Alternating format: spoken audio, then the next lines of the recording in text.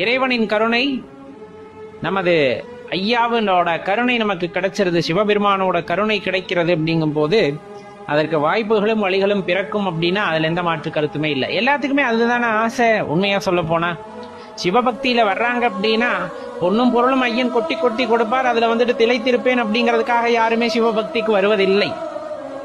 உண்மையாலுமே சிவபக்திக்கு வருபவர்களோட எண்ணம் ஐயனோடு இரண்டரை கலந்து விட வேண்டும். இந்த பிறப்பு எனக்கு தேவையில்லை, நான் உணர்ந்து கொண்டேன், நீதான் எல்லாம் அப்படிங்கிற அந்த ஒரு எண்ணத்தை தனக்குள் ஏற்படுத்தி கொண்டதால், தன்னுள்ளது உண்டாகி கொண்டதால், அவரே எல்லாம் என்று நினைத்ததால் தான் சிவபக்திக்குள் வருகிறார்கள்.